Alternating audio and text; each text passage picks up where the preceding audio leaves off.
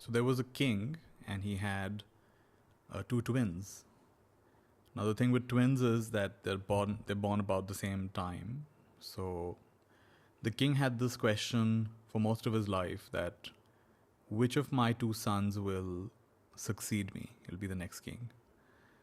So he thought about this, and when they were about to be 18 years old, then he told them that I have a small challenge for you. And based on how you perform on this challenge, I'm going to decide which one of you will succeed me and be the next king. So, of course, they're both quite excited and they're wondering what the challenge is.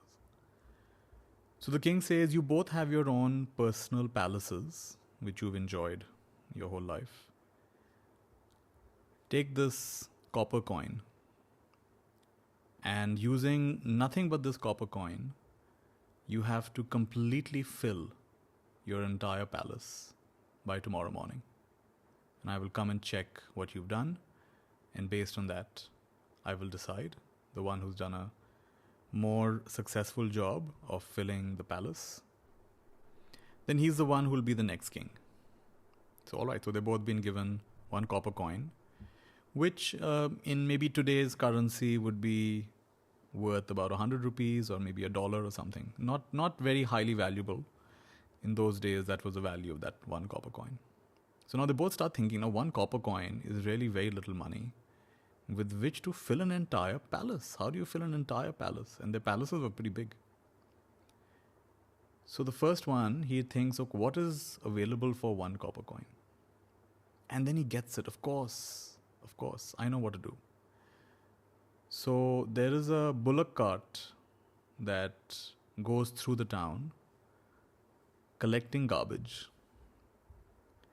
And the job of this man is to collect all the garbage and take it outside the city and dump it in the dump yard. So he contacts he finds this man whose every day his duty is collecting garbage throughout town. And he says, listen, you have to make this long trip all the way out of town. Take this copper coin. And today, take all the garbage and dump it in my palace. You think, what are you saying, Your Highness? It's going to spoil your palace. It doesn't matter. Just do what I'm saying.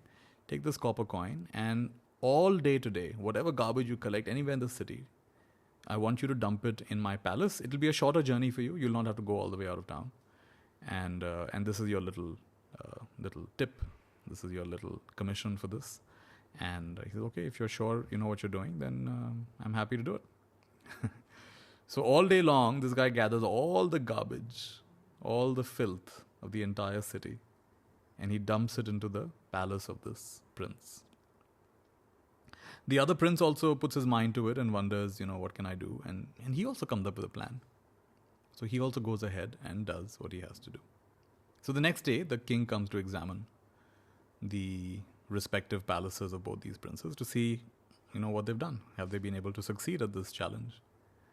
So from a distance already, he's getting a terrible stench. He's asking his son, what is this about? What is the stench? Says, come, father, you're going to be so proud of me. It's okay. As they come closer, the stench increases. And then the king opens the palace door, and he is covered in all this garbage falling all over him. He says, what is this? What have you done? He says, Father, look, I have succeeded. Just one copper coin. I managed to fill the entire palace. Bottom to top, it's filled. He says, you filled it, but what have you done? You've ruined the entire palace. You managed to ruin an entire invaluable, priceless palace with just one copper coin. Oh my goodness, what have you done? What have you done? So he's very disappointed. And he goes to see what the other son has been up to. So from a distance, he's getting a nice fragrance. And as he comes closer, the fragrance increases. So he opens the door and he notices that the whole palace is filled with the subtle fragrance of flowers. What the second prince did was, he took that copper coin and he gave it to some children. And he said, go to the forest and collect all the fragrant flowers you can, and then you can use this copper coin to get some sweets. And the kids came back with a big bag full of fragrant flowers. And the prince just spread the flowers throughout every room of the palace. And he had also managed to fill the entire palace with something sweet, something fragrant, something pleasant, the smell of flowers. And the king is so amazed that how he was able to fulfill this challenge. And so it's clear, I think, to all of us who's going to be the next king from the story. And of course, the meaning of the story goes deeper than that. You know, we all have this palace. This palace is our mind. It's filled with all kinds of beautiful possibilities, our mind. And every moment we have a copper coin. Every moment we have an opportunity to pay attention to something. Now, there are two ways you can pay attention. You can focus on all that's wrong with you, all that's wrong with the people around you, all that's wrong, with the community you live in, the country you live in, the world you live in, the universe. You could even find things wrong with God. And when you focus like that on what's wrong, what's missing, and what can go wrong, what can go missing, then it's like you're filling up your beautiful palace with garbage, with stench, with filth. It's like you're using your mind, your attention, as a garbage truck. Whereas you have the same opportunity, in every moment you have that copper coin, you have that opportunity to focus on something that's true, that's good, that's beautiful. Focus on what's right. In every situation, there's something that's right. At the very least, you're alive. Even if the content of your life is not always that pleasant, there's an opportunity here. There's something to learn here. There's something to love here. There's something to let go here. There's something to laugh about here. So are you going to focus on Satyam, Shivam, Sundaram? Satyam is truth. Shivam is auspicious or good. And Sundaram is beautiful. In yourself, in the people around you, in your community, in your workplace, in your world, in this universe? Are you going to find what's true, good, and beautiful about the highest intelligence of life, God, whatever word you want to use? Then you become like the second prince, and you fill your life with a subtle fragrance. So the message here is what we focus on expands. And if we keep focusing on what's wrong, what's missing, we use our mind like a garbage truck, that's one way to live our life. It's perfectly possible. In fact, many people do live their life like that, constantly finding fault, complaining, and then becoming so sad and depressed along the way. And it's also possible to focus on what's true, good, and beautiful, what has been true, good, and beautiful, what is true, good, and beautiful, what will be true, good, and beautiful.